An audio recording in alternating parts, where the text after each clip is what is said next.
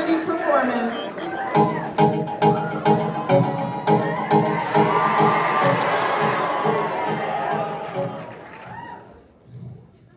What up, guys? My name is Yousef and I'm a senior here at Freehold Township High School. Everyone here tells me, Yousef, you're a beast. And I disagree. I mean, just look at me. I'm chipmunk at best. If I wore a hoodie, you could fit in my arms and zoom to the Amazon rainforest with all those flying squirrels. Just whoosh, Naruto run all over the actual beasts over there. My dad is in the audience, so please give a shout out for him.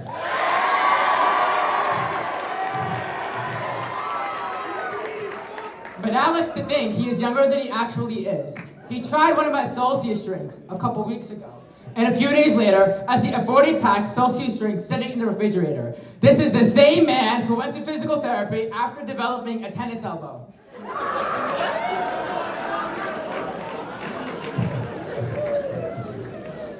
My dad's heart rate is probably 200 beats per minute right now, so I need to go find him.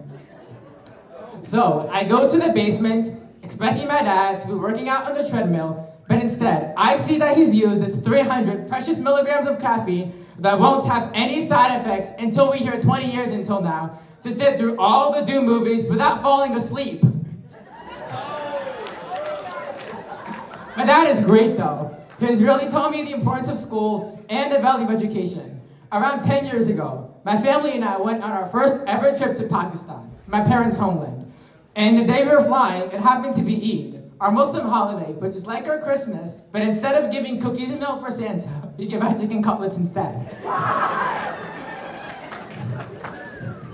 Now, it is Eid morning. Our flight is at 9 p.m., so I assume we will have a calm and chill holiday before heading on out to the airport. But instead, on the morning of, my dad comes yelling and banging at my door to wake up and get right in the car.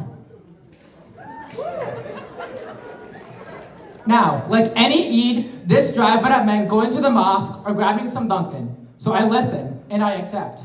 So we get in the car, a few seconds later we pass the mosque, a few seconds later we pass the Dunkin', and then we pull up to the worst place one could ever go to before a months-long vacation on your own holiday, Kumon.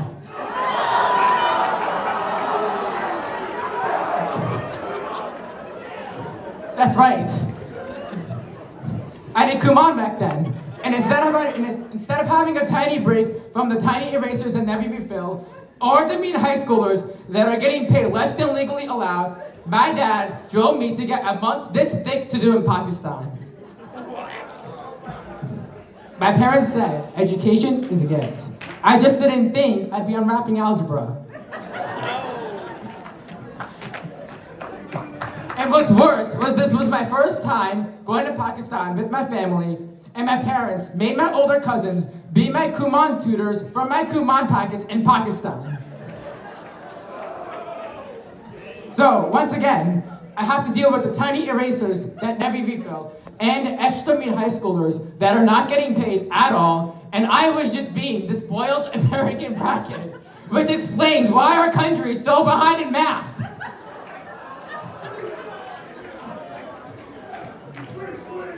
There were so many of them. I tried to thin them out, in my grandma's home.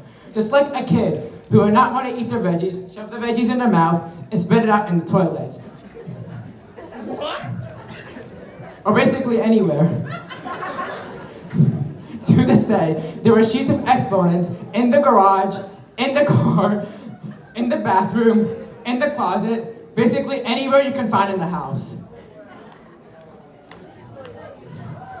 I loved Pakistan. I miss it so much.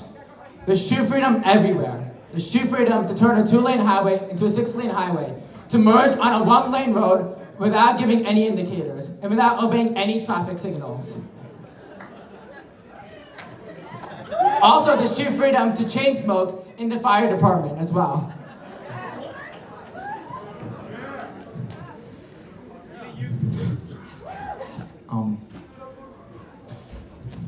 I was eating so good in Pakistan, and I was used to spicy food. So when I got tummy aches, I just thought everything would be all right. So I just took medicine, and I thought everything will work out well. But then 3 days before our flight back to the United States, my appendix burst.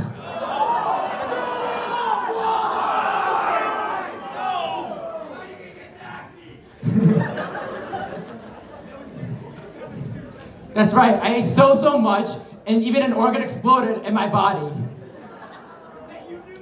But thankfully, I survived after the surgery in recovery. And I'm able to come here and give you guys this comedy tonight. So thank you all for coming.